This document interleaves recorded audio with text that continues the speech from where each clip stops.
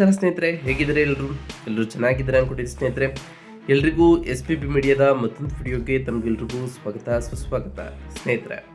2025 ಈ ವರ್ಷದಲ್ಲಿ ಮಕರ ರಾಶಿಯವರಿಗೆ ಜುಲೈ 26 ನಂತರ ಏನೆಲ್ಲ ಅದೃಷ್ಟ ಒಲಿಯಲಿದೆ. ಜುಲೈ 26 ಶುಕ್ರನ ರಾಶಿ ಬದಲಾವಣೆಯಿಂದ ನಿಮ್ಮ ರಾಶಿಗೆ ಸಂಬಂಧಪಟ್ಟಂತಹ ಆರೋಗ್ಯ, ಶಿಕ್ಷಣ, ಉದ್ಯೋಗ, ಆರ್ಥಿಕ ಸ್ಥಿತಿ, ಕುಟುಂಬ ಮತ್ತು ವ್ಯಾಪಾರ ಸಂಬಂಧಪಟ್ಟಂತಹ ಏನೆಲ್ಲ ಗೋಚರ ಫಲಿತಾಂಶಗಳನ್ನು ಕಾಣಲಿದ್ದೀರಿ, ಗ್ರಹಗಳ ಸಂಚಾರದಿಂದ ಏನೆಲ್ಲ ಅದೃಷ್ಟವನ್ನು ಕಾಣಲಿದ್ದೀರಿ, ಯಾವುದರಲ್ಲಿ ಶುಭವಾಗಲಿದೆ, ಯಾವುದರಲ್ಲಿ ಬಹಳ ಎಚ್ಚರಿಕೆಯನ್ನು ವಹಿಸಬೇಕು ಎಂಬುದರ ಸಂಪೂರ್ಣ ಮಾಹಿತಿಯನ್ನು ತಿಳಿಸ್ಕೊಡ್ತಾ ಹೋಗ್ತೇವೆ ಸ್ನೇಹಿತರೆ. ಅದರಿಂದ ವಿಡಿಯೋನ ಸ್ಕಿಪ್ ಮಾಡದೆ ಇಲ್ಲಿಂದ ಕೊನೆ ತನಕ ನೋಡ್ತಾ ಹೋಗಿ. ಓಡಿಸಿ ವಿಡಿಯೋ ನೋಡೋದ್ರಿಂದ ನಿಮಗೆ ಅಷ್ಟು ಇನ್ಫಾರ್ಮೇಷನ್ ಅರ್ಥ ಆಗೋದಲ್ಲ ಸ್ನೇಹಿತರೆ. ಸೊ ಫಸ್ಟಿಂದ ಏನು ತನಕ ವಿಡಿಯೋನ ವಾಚ್ ಮಾಡಿ. ಹಾಗೆ ನಮ್ಮ ಈ ವಿಡಿಯೋ ಇಷ್ಟ ಆಗಿತ್ತು ಅಂದರೆ ವಿಡಿಯೋಗೆ ಒಂದು ಲೈಕ್ ಮಾಡಿ ಸ್ನೇಹಿತರೆ. ಯಾರೇನೂ ಚಾನಲ್ನ ಸಬ್ಸ್ಕ್ರೈಬ್ ಮಾಡ್ಕೊಂಡಿಲ್ಲ ಅವರು ಈಗಲೇ ಸಬ್ಸ್ಕ್ರೈಬ್ ಮಾಡ್ಕೊಳ್ಳಿ. ಸಬ್ಸ್ಕ್ರೈಬ್ ಮಾಡಿಕೊಂಡು ಪ್ರತಿನಿತ್ಯ ವಿಡಿಯೋನ ವಾಚ್ ಮಾಡ್ತಿರೋರಿಗೆ ಥ್ಯಾಂಕ್ ಯು ಸೋ ಮಚ್ ಅಂತ ಹೇಳ್ತಾ, ಇನ್ನು ತಡ ಮಾಡೋದು ಬೇಡ ಸ್ನೇಹಿತರೆ. ಮಕರ ರಾಶಿಯವರಿಗೆ ಜುಲೈ 26 ನಂತರ ಏನೆಲ್ಲ ಅದೃಷ್ಟ ಒಲಿಯಲಿದೆ ಈಗ ಅಂತ ಒಂದೊಂದಾಗಿ ತಿಳಿಸ್ಕೊಡ್ತಾ ಹೋಗ್ತಾನೆ. ಗಮನ ಬಿಟ್ಟು ನೋಡ್ತಾ ಹೋಗಿ ಸ್ನೇಹಿತರೆ. ಮೊದಲನೇದಾಗಿ ಮಕರ ರಾಶಿಚಕ್ರದ 10ನೇ ರಾಶಿಯಾಗಿರುತ್ತದೆ. ಇದು ರಾಶಿಯ 270 ಡಿಗ್ರಿಗಳಿಂದ 300 ಡಿಗ್ರಿಗಳನ್ನು ವ್ಯಾಪಿಸಿದೆ ಸ್ನೇಹಿತರೆ. ಉತ್ತರಾಷಾಢ ನಕ್ಷತ್ರ 2, 3, 4 ಪಾದಗಳು, ಶ್ರಾವಣ ನಕ್ಷತ್ರ 4 ಪಾದಗಳು ಮತ್ತು ಧನಿಷ್ಠ ನಕ್ಷತ್ರದ 1, 2 ಪಾದದ ಅಡಿಯಲ್ಲಿ ಜನಿಸಿದ ವ್ಯಕ್ತಿಗಳು ಈ ಮಕರ ರಾಶಿಯ ವ್ಯಾಪ್ತಿಗೆ ಬರ್ತಾ ಹೋಗ್ತಾರೆ. ಈ ರಾಶಿಯ ಅಧಿಪತಿ ಶನಿ ಆಗಿರಲಿದ್ದು, ಒಟ್ಟಾರೆಯಾಗಿ ಈ ಜುಲೈ ತಿಂಗಳಿನಲ್ಲಿ ಗ್ರಹಗಳ ಸಂಚಾರ ಹೇಗಿರಲಿದೆ, ಜುಲೈ 26 ನಂತರ ಶುಕ್ರನ ರಾಶಿಯ ಬದಲಾವಣೆಯಿಂದಾಗಿ ನಿಮ್ಮ ಜೀವನದಲ್ಲಿ ಏನೆಲ್ಲ ಬದಲಾವಣೆಯನ್ನು ಕಾಣ್ತಾ ಹೋಗ್ತದೆ ಅಂತ ಈಗ ತಿಳಿಸ್ಕೊಟ್ಟು ಹೋಗ್ತಾನೆ. ಗಮನ ಬಿಟ್ಟು ನೋಡ್ತಾ ಹೋಗಿ ಸ್ನೇಹಿತರೆ. ಮೊದಲನೇದಾಗಿ ಸೂರ್ಯಗ್ರಹದ ಸ್ಥಾನದ ವಿಚಾರಕ್ಕೆ ಬರೋದಾದರೆ, ನಿಮ್ಮ ರಾಶಿಯ 8ನೇ ಮನೆಯ ಅಧಿಪತಿಯಾಗಿ ಸೂರ್ಯನು ಇರಲಿದ್ದು, ಜುಲೈ 16ರಂದು ನಿಮ್ಮ 6ನೇ ಮನೆಯಾದ ಮಿಥುನ ರಾಶಿಯಿಂದ 7ನೇ ಮನೆಯಾದ ಕಟಕ ರಾಶಿಗೆ ಆಲ್ರೆಡಿ ರಾಶಿ ಬದಲಾವಣೆಯನ್ನು ಮಾಡಿದ್ದಾನೆ ಸ್ನೇಹಿತರೆ. ಇದರಿಂದಾಗಿ ಆರೋಗ್ಯಕ್ಕೆ ಸಂಬಂಧಪಟ್ಟಂತಹ ವಿಷಯಗಳಲ್ಲಿ, ಸಾಲಗಳ ವಿಷಯಗಳಲ್ಲಿ, ಪಾಲುದಾರಿಕೆಗಳು ಮತ್ತು ಆಕಸ್ಮಿಕ ಬದಲಾವಣೆಗಳ ಮೇಲೆ ನಿಮ್ಮ ಗಮನವನ್ನು ಸೂರ್ಯ ಹೆಚ್ಚಿಸ್ತಾ ಹೋಗ್ತಾನೆ ಸ್ನೇಹಿತರೆ. ಇನ್ನು ಬುಧ ಗ್ರಹದ ವಿಚಾರಕ್ಕೆ ಬರೋದಾದರೆ, ಬುಧ ನಿಮ್ಮ 6ನೇ ಮತ್ತು 9ನೇ ಮನೆಯ ಅಧಿಪತಿಯಾಗಿ ಇರೋದರಿಂದ ಇಡೀ ಜುಲೈ ತಿಂಗಳು ಕೊನೆವರೆಗೂ ಕೂಡ ನಿಮ್ಮ 7ನೇ ಮನೆಯಲ್ಲಿ ಇರ್ತಾನೆ. ಇದರಿಂದ ಸಾಲಗಳು ನಿಮಗೆ ತೀರ್ತಾ ಹೋಗ್ತವೆ. ಆರೋಗ್ಯದ ದೃಷ್ಟಿಯಿಂದ, ಅದೃಷ್ಟದ ದೃಷ್ಟಿಯಿಂದಲೂ ಕೂಡ ಒಳ್ಳೆಯ ಪ್ರಭಾವವನ್ನು ಬೀರ್ತಾ ಹೋಗ್ತಾನೆ ಸ್ನೇಹಿತರೆ. ಉನ್ನತ ಶಿಕ್ಷಣ ಮತ್ತು ಪಾಲುದಾರಿಕೆಗಳ ಮೇಲೆ ಸಾಕಷ್ಟು ಬುಧನು ಪ್ರಭಾವವನ್ನು ಬೀರ್ತಾ ಹೋಗ್ತಾನೆ. ಇನ್ನು ಶುಕ್ರ ಗ್ರಹದ ವಿಚಾರಕ್ಕೆ ಬರೋದಾದರೆ, ಶುಕ್ರನು ನಿಮ್ಮ 5ನೇ ಮತ್ತು 10ನೇ ಮನೆಯ ಅಧಿಪತಿಯಾಗಿ ಇರೋದರಿಂದ ಜುಲೈ 26ರಂದು ನಿಮ್ಮ 5ನೇ ಮನೆಯಾದ ವೃಷಭ ರಾಶಿಯಿಂದ 6ನೇ ಮನೆಯಾದ ಮಿಥುನ ರಾಶಿಗೆ ರಾಶಿ ಬದಲಾವಣೆ ಮಾಡ್ತಾ ಹೋಗ್ತಾನೆ. ಈ ಟೈಮ್ನಲ್ಲಿ ನಿಮಗೆ ಪ್ರೇಮ ವ್ಯವಹಾರಗಳಲ್ಲಿ, ಮಕ್ಕಳ ವಿಚಾರದಲ್ಲಿ, ವೃತ್ತಿಗೆ ಸಂಬಂಧಪಟ್ಟಂತಹ ವಿಚಾರದಲ್ಲಿ, ಆರೋಗ್ಯ ಮತ್ತು ಸಾಲಗಳಿಗೆ ಸಂಬಂಧಪಟ್ಟಂತಹ ವಿಷಯದಲ್ಲೂ ಕೂಡ ನಿಮ್ಮ ಗಮನ ಬದಲಾಗ್ತಾ ಹೋಗ್ತದೆ. ವೃತ್ತಿಯಲ್ಲಿ ಸಕಾರಾತ್ಮಕವಾದ ಬದಲಾವಣೆಯನ್ನು ಕಾಣ್ತಾ ಹೋಗ್ತೀರಿ ಸ್ನೇಹಿತರೆ.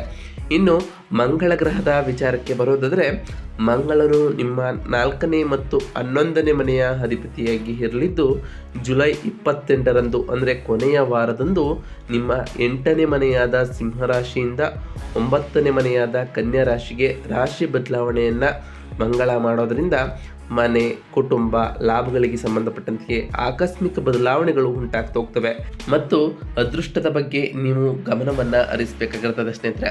ಇನ್ನು ಗುರುಗ್ರಹದ ವಿಚಾರಕ್ಕೆ ಬರೋದಾದರೆ, ನಿಮ್ಮ 3ನೇ ಮತ್ತು 12ನೇ ಮನೆಯ ಅಧಿಪತಿಯಾಗಿ ಗುರು ಇರಲಿದ್ದು, ಇಡೀ ಜುಲೈ ತಿಂಗಳು ಪೂರ್ತಿ 6ನೇ ಮನೆಯಲ್ಲಿ ಗುರು ಇರಲಿದ್ದು, ಇದರಿಂದ ನಿಮ್ಮ ಸಂವಹನದ ಕೌಶಲ್ಯಗಳು ಇಂಪ್ರೂವ್ಮೆಂಟನ್ನು ಕಾಣ್ತಾ ಹೋಗ್ತವೆ. ಸಣ್ಣ ಪ್ರಯಾಣಗಳು ಲಾಭವನ್ನು ತಂದುಕೊಡ್ತಾ ಹೋಗ್ತದೆ. ಖರ್ಚುಗಳು ಮತ್ತು ಸಾಲಗಳು, ಹಾಗೆ ಆರೋಗ್ಯ ಮತ್ತು ಶತ್ರುಗಳ ಮೇಲೆ ಸಾಕಷ್ಟು ಗುರು ಪ್ರಭಾವವನ್ನು ಬೀರೋದ್ರಿಂದ ಒಳ್ಳೆಯ ಫಲಿತಾಂಶವನ್ನು ಕಾಣ್ತಾ ಹೋಗ್ತೀರಿ ಸ್ನೇಹಿತರೆ. ಇನ್ನು ಶನಿ ಗ್ರಹದ ವಿಚಾರಕ್ಕೆ ಬರೋದಾದರೆ, ಶನಿ ನಿಮ್ಮ 1ನೇ ಮತ್ತು 2ನೇ ಮನೆಯ ಅಧಿಪತಿಯಾಗಿ ಶನಿ ಇರಲಿದ್ದು, ಇಡೀ ಜುಲೈ ತಿಂಗಳು ಪೂರ್ತಿ ನಿಮ್ಮ 3ನೇ ಮನೆಯಲ್ಲಿ ಇರ್ತಾನೆ. ಇದರಿಂದಾಗಿ ನಿಮ್ಮ ವ್ಯಕ್ತಿತ್ವಕ್ಕೆ ಸಂಬಂಧಪಟ್ಟಂತೆ ಆರ್ಥಿಕ ವಿಷಯದಲ್ಲಿ, ಮಾತು ಮತ್ತು ಧೈರ್ಯ ಹಾಗೆ ಸಂವಹನದಲ್ಲಿ ಜವಾಬ್ದಾರಿಗಳು ಹೆಚ್ಚಾಗ್ತಾ ಹೋಗ್ತವೆ. ನೀವು ಈ ಟೈಮ್ನಲ್ಲಿ ಬಹಳ ಶಿಸ್ತಿನಿಂದ ಇರ್ತೀರಿ ಸ್ನೇಹಿತರೆ. ಇನ್ನು ರಾಹು ಗ್ರಹದ ವಿಚಾರಕ್ಕೆ ಬರೋದಾದರೆ, ರಾಹು ನಿಮ್ಮ 2ನೇ ಮನೆಯಲ್ಲಿ ಇರ್ತಾನೆ ಸ್ನೇಹಿತರೆ. ಇದರಿಂದಾಗಿ ಆರ್ಥಿಕ ವಿಷಯಗಳಿಗೆ ಸಂಬಂಧಪಟ್ಟಂತೆ ಮಾತಿನ ರೀತಿಯಲ್ಲಿ ಮತ್ತು ಕುಟುಂಬ ಸಂಬಂಧಗಳಲ್ಲಿ ಅನಿರೀಕ್ಷಿತವಾದ ಬದಲಾವಣೆಗಳನ್ನು ಕಾಣ್ತಾ ಹೋಗ್ತೀನಿ. ಹೊಸ ಹೊಸ ಅವಕಾಶಗಳು ಕೂಡ ಕೂಡಿ ಬರ್ತಾ ಹೋಗ್ತದೆ ಸ್ನೇಹಿತರೆ.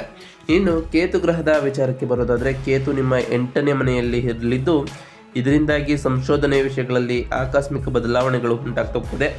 ರಹಸ್ಯ ವಿಷಯಗಳ ಮೇಲೆ ಅಂತರ್ಮುಖ ದೃಷ್ಟಿ ಅಥವಾ ವೈರಾಗ್ಯದಂತಹ ಭಾವನೆಗಳು ಉಂಟಾಗುವಂತಹ ಚಾನ್ಸಸ್ ಜಾಸ್ತಿ ಇರಲಿದೆ ಸ್ನೇಹಿತರೆ. ಒಟ್ಟಾರೆಯಾಗಿ ಈ ಜುಲೈ ತಿಂಗಳು ಮಕರ ರಾಶಿಯವರಿಗೆ ಮಿಶ್ರ ಫಲಿತಾಂಶಗಳನ್ನು ನೀಡ್ತಾ ಬಂದರೆ, ಜುಲೈ 26ರ ನಂತರ ನಿಮ್ಮ ರಾಶಿ ಅಧಿಪತಿ ಶನಿ 3ನೇ ಮನೆಯಲ್ಲಿದ್ದು ನಿಮಗೆ ಅಪಾರವಾದ ಧೈರ್ಯ ಮತ್ತು ದೃಢ ಸಂಕಲ್ಪ ಹೆಚ್ಚಾಗ್ತಾ ಹೋಗ್ತದೆ. 2ನೇ ಮನೆಯಲ್ಲಿ ರಾಹು, 8ನೇ ಮನೆಯಲ್ಲಿ ಕೇತು, 6ನೇ ಮನೆಯಲ್ಲಿ ಗುರು ಇರೋದ್ರಿಂದಾಗಿ ಆರ್ಥಿಕ, ಆರೋಗ್ಯ ಮತ್ತು ಆಕಸ್ಮಿಕ ಸಮಸ್ಯೆಗಳು ನಿಮಗೆ ತೀವ್ರವಾಗಿ ಪರೀಕ್ಷಿಸುತ್ತವೆ ಸ್ನೇಹಿತರೆ. ಇದು ನಿಮ್ಮ ಧೈರ್ಯದಿಂದ ಸವಾಲುಗಳನ್ನು ಎದುರಿಸಿ ಅವಕಾಶಗಳನ್ನು ಬಳಸಿಕೊಳ್ಳಬೇಕಾದಂತಹ ಸಮಯವಾಗಿರ್ತದೆ. ವೃತ್ತಿ ಮತ್ತು ಶಿಕ್ಷಣ ಕ್ಷೇತ್ರಗಳಲ್ಲಿ ಸಕಾರಾತ್ಮಕವಾದ ಫಲಿತಾಂಶಗಳನ್ನು ಕೂಡ ನೀವು ಕಾಣಬಹುದಾಗಿದೆ ಸ್ನೇಹಿತರೆ. ಇನ್ನು ಆರ್ಥಿಕ ವಿಷಯಕ್ಕೆ ಸಂಬಂಧಪಟ್ಟಂತೆಯೇ ಆರ್ಥಿಕವಾಗಿ ಬಹಳ ಗೊಂದಲಮಯವಾದಂತಹ ತಿಂಗಳು ಇದಾಗಿರ್ತದೆ. ಅದರಲ್ಲೂ ಜುಲೈ 26ರ ನಂತರ ನಿಮ್ಮ 2ನೇ ಸ್ಥಾನದಲ್ಲಿ ರಾಹುವಿನ ಸಂಚಾರದಿಂದಾಗಿ ನೀವು ಹಣವನ್ನು ಸಂಪಾದಿಸಲು ಸುಲಭವಾದ ಮಾರ್ಗಗಳನ್ನು ಅನುಸರಿಸುವುದು ಸಾಧ್ಯತೆ ಇದೆ. ಇದು ಆಕಸ್ಮಿಕ ಲಾಭಗಳನ್ನು ತಂದುಕೊಟ್ಟರೂ ಅಷ್ಟೇ ವೇಗವಾಗಿ ನಷ್ಟಗಳನ್ನು ಕೂಡ ತರಬಹುದು. ನಿಮ್ಮ ಮಾತಿನಿಂದ ಆರ್ಥಿಕವಾಗಿ ನಷ್ಟವಾಗುವಂತಹ ಚಾನ್ಸಸ್ ಕೂಡ ಇದೆ. ನಿಮ್ಮ ರಾಷ್ಟ್ರಾಧಿಪತಿ ಮತ್ತು ಧನಾಧಿಪತಿಯಾಗಿರುವಂತಹ ಶನಿ 3ನೇ ಮನೆಯಲ್ಲಿ ಇರೋದ್ರಿಂದ ನಿಮ್ಮ ಕಷ್ಟಾರ್ಜಿತವು ನಿಮಗೆ ನಿಲ್ತಾ ಹೋಗ್ತದೆ ಸ್ನೇಹಿತರೆ. ದೊಡ್ಡ ಹೂಡಿಕೆಗಳ ವಿಷಯದಲ್ಲಿ ಬಹಳ ಜಾಗರೂಕತೆಯ ಅಗತ್ಯ ಈ ರಾಶಿಯವರಿಗೆ ಬಹುಮುಖ್ಯವಾಗಿರ್ತದೆ. ಮನೆ ಅಥವಾ ಆಸ್ತಿ ಖರೀದಿಸಲು ಬಯಸುವಂಥವರಿಗೆ ಅನುಭವಿಗಳ ಸಲಹೆಯನ್ನು ಪಡೆದು ಅನಂತರ ಖರೀದಿಸಿ ಸ್ನೇಹಿತರೆ. ಇನ್ನು ಕುಟುಂಬ ಮತ್ತು ಸಂಬಂಧಗಳ ವಿಚಾರಕ್ಕೆ ಬರೋದಾದರೆ, ಕುಟುಂಬ ಜೀವನದಲ್ಲಿ ಏರಿಳಿತಗಳು ಕಂಡು ಬರ್ತಾ ಹೋಗ್ತದೆ. 2ನೇ ಮನೆಯಲ್ಲಿ ರಾಹು ಇರೋದ್ರಿಂದಾಗಿ ಕುಟುಂಬದಲ್ಲಿ ಆಗಾಗ ವಾದಗಳು, ತಪ್ಪು ತಿಳುವಳಿಕೆಗಳು, ಭಿನ್ನಾಭಿಪ್ರಾಯಗಳು ಉಂಟಾಗುವಂತಹ ಚಾನ್ಸಸ್ ಇದೆ. ನಿಮ್ಮ ಮಾತು ಕಠಿಣವಾಗಿ ಇದ್ದರೂ ನಿಮ್ಮ ಆಪ್ತರನ್ನು ನೋಯಿಸಬಹುದು. ಅದರಿಂದ ನಿಮ್ಮ ಮಾತಿನ ಮೇಲೆ ಲಿಗವನ್ನು ಕೊಡಿ. 7ನೇ ಮನೆಯಲ್ಲಿ ಬುಧ, ಸೂರ್ಯ ಇರೋದ್ರಿಂದಾಗಿ ನಿಮ್ಮ ಜೀವನ ಸಂಗಾತಿಯೊಂದಿಗೆ ಬೌದ್ಧಿಕ ಚರ್ಚೆಗಳು ನಡೀತಾ ಹೋಗ್ತದೆ. ಒಬ್ಬರನ್ನೊಬ್ಬರು ಅರ್ಥ ಮಾಡಿಕೊಳ್ಳುವ ಪ್ರಯತ್ನವನ್ನು ಮಾಡುತ್ತೀರಿ ಸ್ನೇಹಿತರೆ. ಈ ತಿಂಗಳು ಅನಗತ್ಯವಾದಗಳಿಂದ ದೂರವಿದ್ದು ಶಾಂತವಾಗಿರೋದ್ರಿಂದ ಬಹಳಷ್ಟು ಸಮಸ್ಯೆಗಳನ್ನು ನೀವು ನಿವಾರಿಸಬಹುದಾಗಿದೆ ಸ್ನೇಹಿತರೆ. ಇನ್ನು ವೃತ್ತಿಯ ಜೀವನಕ್ಕೆ ಸಂಬಂಧಪಟ್ಟಂತೆಯೇ ಉತ್ತಮವಾದ ತಿಂಗಳು ಇದಾಗಿರ್ತದೆ. ನಿಮ್ಮ 9ನೇ ಮನೆಯ ಅಧಿಪತಿಯಾಗಿ ಬುಧನು 7ನೇ ಮನೆಯಲ್ಲಿ ಇರೋದ್ರಿಂದಾಗಿ ನಿಮ್ಮ ಅದೃಷ್ಟ ಸಹಕರಿಸಿ ವೃತ್ತಿ ಜೀವನದಲ್ಲಿ ಪ್ರಗತಿಯನ್ನು ಸಾಧಿಸ್ತಾ ಹೋಗ್ತೀರಿ. ಮೇಲಾಧಿಕಾರಿಗಳ ಮೆಚ್ಚುಗೆಯನ್ನು ಕೂಡ ಪಡೆದುಕೊಳ್ತಾ ಹೋಗ್ತೀರಿ ಸ್ನೇಹಿತರೆ. ಹೊಸ ಉದ್ಯೋಗಕ್ಕಾಗಿ ಪ್ರಯತ್ನಿಸುವಂತಹವರೆಗೂ ಕೂಡ ಯಶಸ್ಸು ಕೂಡ ಲಭಿಸಲಿದೆ. ನಿಮ್ಮ ಯೋಗ ಕಾರಕನಾದಂತಹ ಶುಕ್ರನು 10ನೇ ಮನೆಯ ಅಧಿಪತಿಯಾಗಿರಲಿದ್ದು ಜುಲೈ 26ರಂದು 6ನೇ ಮನೆಗೆ ಹೋಗೋದ್ರಿಂದಾಗಿ ತಿಂಗಳ ಅಂತ್ಯದಲ್ಲಿ ಕಚೇರಿಯಲ್ಲಿ ಕೆಲವು ವಿವಾದಗಳು ಅಥವಾ ಸಮಸ್ಯೆಗಳು ಉಂಟಾಗಬಹುದು. ನಿಮ್ಮ ಸಹೋದ್ಯೋಗಿಗಳೊಂದಿಗೆ ವ್ಯವಹರಿಸುವಾಗ ಬಹಳ ಜಾಗರೂಕರಾಗಿ ಇರಬೇಕಾಗುತ್ತದೆ. ನೀವು ಈ ಟೈಮ್ನಲ್ಲಿ ಬಹಳ ತಾಳ್ಮೆಯಿಂದ ಇದ್ದರೆ ವೃತ್ತಿಪರರಿಗೂ ಕೂಡ ಒಳ್ಳೆಯ ಫಲಿತಾಂಶವನ್ನು ನೀವು ಕಾಣ್ತಾ ಹೋಗ್ತೀರಿ. ಇನ್ನು ಆರೋಗ್ಯದ ವಿಚಾರಕ್ಕೆ ಬರೋದಾದರೆ, ಆರೋಗ್ಯದ ಮೇಲೆ ವಿಶೇಷವಾಗಿ ಗಮನ ಹರಿಸಬೇಕಾದಂತಹ ತಿಂಗಳು ಇದಾಗಿರ್ತದೆ. ಅದರಲ್ಲೂ ನಿಮ್ಮ 6ನೆಯ ಸ್ಥಾನದಲ್ಲಿ ಬೃಹಸ್ಪತಿ ಇರೋದರಿಂದಾಗಿ ಮಧುಮೇಹ ಅಥವಾ ಸ್ಥೂಲಕಾಯದಂತಹ ಸಮಸ್ಯೆಗಳು ಹೆಚ್ಚಾಗುವಂತಹ ಸಾಧ್ಯತೆ ಇದೆ. ನಿಮ್ಮ ಯೋಗಕಾರಕನಾದಂತಹ ಶುಕ್ರನು ಕೂಡ ತಿಂಗಳ ಅಂತ್ಯದಲ್ಲಿ 6ನೇ ಮನೆಗೆ ಬರೋದರಿಂದಾಗಿ ಹಾರ್ಮೋನುಗಳಿಗೆ ಸಂಬಂಧಪಟ್ಟಂತಹ ಸಮಸ್ಯೆಗಳು ಆರೋಗ್ಯದಲ್ಲೇ ನಿಮಗೆ ಬರ್ಬೋದು. 8ನೇ ಮನೆಯಲ್ಲಿ ಕೇತು ಇರೋದರಿಂದ ನಿರ್ಲಕ್ಷಿಸಿದರೆ ರೋಗಗಳು ತೀವ್ರವಾಗುವಂತಹ ಅಪಾಯವಿದೆ. ಆದ್ದರಿಂದ ಆಹಾರ ನಿಯಮಗಳನ್ನು ಪಾಲಿಸುವುದು ಬಹುಮುಖ್ಯವಾಗಿರ್ತದೆ. ನಿಯಮಿತವಾಗಿ ವ್ಯಾಯಾಮ ಮತ್ತು ಧ್ಯಾನವನ್ನು ಮಾಡೋದರಿಂದ ನಿಮ್ಮ ಮಾನಸಿಕ ಮತ್ತು ದೈಹಿಕ ಶಾಂತಿ ವೃದ್ಧಿಯಾಗ್ತಾ ಹೋಗ್ತದೆ ಸ್ನೇಹಿತರೆ. ಇನ್ನು ವ್ಯಾಪಾರಿಗಳಿಗೆ ಸಂಬಂಧಪಟ್ಟಂತಹ ವಿಚಾರಕ್ಕೆ ಬರೋದಾದರೆ, ವ್ಯಾಪಾರಿಗಳಿಗೆ ಈ ತಿಂಗಳು ಮಿಶ್ರ ಫಲಿತಾಂಶಗಳನ್ನು ನೀಡಿರ್ತದೆ. ಅದರಲ್ಲೂ ಜುಲೈ 26ರಂದು ಶುಕ್ರನ ರಾಶಿ ಬದಲಾವಣೆಯಾಗೋದ್ರಿಂದಾಗಿ ಪಾಲುದಾರಿಕೆ ವ್ಯವಹಾರಗಳು ಚೆನ್ನಾಗಿ ನಡೀತಾ ಹೋಗ್ತದೆ. ಅದೃಷ್ಟವೂ ಕೂಡ ಕೈಗೂಡಿ ಬರ್ತಾ ಹೋಗ್ತದೆ ಸ್ನೇಹಿತರೆ. ಹೊಸ ಒಪ್ಪಂದಗಳನ್ನು ಮಾಡಿಕೊಳ್ಳುವಾಗ ಬಹಳ ಜಾಗೃತೆಯಿಂದ ಸ್ನೇಹಿತರೆ. ಆರ್ಥಿಕ ವಿಷಯಗಳಲ್ಲಿ 2ನೇ ಮನೆಯಲ್ಲಿ ರಾಹು ಇರೋದ್ರಿಂದಾಗಿ ರಿಸ್ಕ್ಗಳನ್ನ ತೆಗೆದುಕೊಳ್ಬೇಡಿ ಸ್ನೇಹಿತರೆ. ಯಾರನ್ನ ಕುರುಡರಾಗಿ ನಂಬದೆ ವ್ಯಾಪಾರದಲ್ಲಿ ಲಾಭಗಳಿದ್ದರೂ ಆರ್ಥಿಕ ನಿರ್ವಹಣೆ ಸರಿಯಾಗಲ್ಲದಿದ್ದರೆ ತೊಂದರೆಗಳು ತಪ್ಪಿದ್ದಲ್ಲ. ಹೊಸ ಉದ್ಯಮಗಳನ್ನು ಪ್ರಾರಂಭಿಸಲು ಜುಲೈ 26ರೊಳಗೆ ಪ್ರಾರಂಭಿಸುವುದು ಉತ್ತಮವಾಗಿರ್ತದೆ. ಈ ಟೈಮ್ನಲ್ಲಿ ನೀವು ಪ್ರಾರಂಭಿಸಿದ್ರೆ ಉತ್ತಮವಾದ ಲಾಭವನ್ನು ಕಾಣ್ತಾ ಹೋಗ್ತೀನಿ. ಇನ್ನು ವಿದ್ಯಾರ್ಥಿಗಳಿಗೆ ಸಂಬಂಧಪಟ್ಟಂತಹ ವಿಚಾರವನ್ನು ಹೇಳ್ತಾ ಹೋಗೋದಾದರೆ, ವಿದ್ಯಾರ್ಥಿಗಳಿಗೆ ಶಿಕ್ಷಣದಲ್ಲಿ ಇದು ಒಂದು ವರದಾನದಂತಹ ತಿಂಗಳಾಗಿರ್ತದೆ. ಏಕೆಂದರೆ ನಿಮ್ಮ 5ನೇ ಮನೆಯ ಅಧಿಪತಿ ಯೋಗಕಾರಕನಾದಂತಹ ಶುಕ್ರನು ಜುಲೈ 26ರಂದು ತನ್ನದೇ ಆದ 5ನೇ ಮನೆಗೆ ಬರೋದರಿಂದಾಗಿ ವಿದ್ಯಾರ್ಥಿಗಳಿಗೆ ಸಂಬಂಧಪಟ್ಟಂತೆ ಏಕಾಗ್ರತೆ ಹೆಚ್ಚಾಗ್ತದೆ, ಸೃಜನಶೀಲತೆ ಮತ್ತು ಓದಿನ ಮೇಲೆ ಆಸಕ್ತಿ ವಿಪರೀತವಾಗಿ ಹೆಚ್ಚಾಗ್ತಾ ಹೋಗ್ತದೆ. ಪರೀಕ್ಷೆಗಳಲ್ಲಿ ಅದ್ಭುತವಾದ ಯಶಸ್ಸನ್ನು ಸಾಧಿಸ್ತಾ ಹೋಗ್ತೀರಿ. ಕಲೆ ಅಥವಾ ಸಂಗೀತದಂತಹ ಕ್ಷೇತ್ರಗಳಲ್ಲಿ ಕೆಲಸ ಮಾಡುವಂಥವರಿಗೆ ಬಹಳ ಅನುಕೂಲಕರವಾದಂತಹ ಸಮಯವಾಗಿರ್ತದೆ ಸ್ನೇಹಿತರೆ. ಹೆಸರಾಂತ ಶಿಕ್ಷಣ ಸಂಸ್ಥೆಗಳಲ್ಲಿ ಪ್ರವೇಶವನ್ನು ಪಡೆಯುವಂತಹ ಚಾನ್ಸ್ ಕೂಡ ನಿಮ್ಮದಾಗಿರಲಿದ್ದು, ಈ ಉತ್ತಮ ಸಮಯವನ್ನು ಸಂಪೂರ್ಣವಾಗಿ ಸದುಪಯೋಗಪಡಿಸ್ಕೊಳ್ಬೇಕಾಗಿರ್ತದೆ ಸ್ನೇಹಿತರೆ.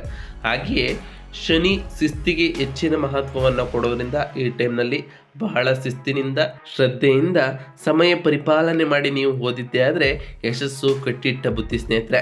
ಅದರಲ್ಲೂ ಜುಲೈ 26ರ ನಂತರ ಶುಕ್ರನ ರಾಶಿ ಬದಲಾವಣೆಯು ಕೂಡ ನಿಮ್ಮ ಮೇಲೆ ಸಾಕಷ್ಟು ಪ್ರಭಾವವನ್ನು ಬೀರ್ತಾ ಹೋಗ್ತದೆ. ಒಟ್ಟಾರೆಯಾಗಿ ಈ ಜುಲೈ 26ರ ನಂತರ ಒಂದಿಷ್ಟು ಸಕಾರಾತ್ಮಕ ಪರಿಣಾಮವನ್ನು ಕಾಣ್ತಾ ಹೋಗ್ತೀರಿ. ಹಾಗೆಯೇ ಒಂದಿಷ್ಟು ಮುನ್ನೆಚ್ಚರಿಕೆ ಕ್ರಮಗಳನ್ನು ಕೂಡ ನೀವು ತೆಗೆದುಕೊಳ್ಬೇಕಾಗಿರ್ತದೆ. ಹಾಗೆ ಸರಳ ಪರಿಹಾರಗಳನ್ನು ಕೂಡ ತಿಳಿಸ್ಕೊಡ್ತಾ ಹೋಗ್ತೇನೆ, ಗಮನವಿಟ್ಟು ನೋಡ್ತಾ ಹೋಗಿ ಸ್ನೇಹಿತರೆ. ಮೊದಲನೇದಾಗಿ ಪ್ರತಿ ಶನಿವಾರದಂದು ಆ ಶನಿದೇವರ ಜಪವನ್ನು ಮಾಡಿ ಸ್ನೇಹಿತರೆ.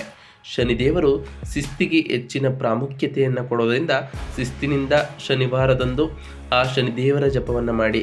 ಸಾಧ್ಯವಾದರೆ ಶನಿದೇವರ ದೇವಾಲಯಕ್ಕೆ ತೆರಳಿ ಶನಿದೇವರಿಗೆ ಪ್ರಿಯವಾದಂತಹ ಕಪ್ಪು ಎಳ್ಳಿನ ಬತ್ತಿಯನ್ನು ಹಚ್ಚೋದ್ರಿಂದ ಆ ಶನಿದೇವರ ಸಕಾರಾತ್ಮಕ ಪ್ರಭಾವಕ್ಕೆ ನೀವು ಕಾರಣರಾಗಬಹುದಾಗಿದೆ ಸ್ನೇಹಿತರೆ.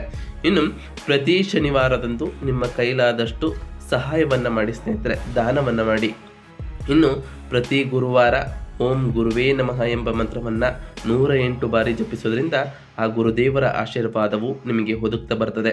ಇನ್ನು ಶುಕ್ರವಾರದಂದು ತಾಯಿ ಲಕ್ಷ್ಮೀ ದೇವಿಯನ್ನು ಆರಾಧಿಸಿ ಮನೆಯಲ್ಲಿ ಲಕ್ಷ್ಮೀ ದೇವಿಯನ್ನು ಪೂಜಿಸೋದ್ರಿಂದಾಗಿ ನಿಮ್ಮ ಮನೆಯಲ್ಲಿ ಶಾಂತಿ ಸಮೃದ್ಧಿಯೂ ನೆಲೆಸಲಿದೆ ಸ್ನೇಹಿತರೆ. ಹಾಗೆ ಮಂಗಳವಾರದಂದು ಓಂ ಅಂಗರಾಯಕಾಯ ನಮಃ ಎಂಬ ಮಂತ್ರವನ್ನು ಜಪಿಸಿ ಮಂಗಳನ ಶುಭ ಗೋಚರದಿಂದಾಗಿ ಮಂಗಳನು ನಿಮಗೆ ಪ್ರತಿ ಕಾರ್ಯದಲ್ಲೂ ಯಶಸ್ಸನ್ನು ತಂದುಕೊಡ್ತಾ ಹೋಗ್ತಾನೆ.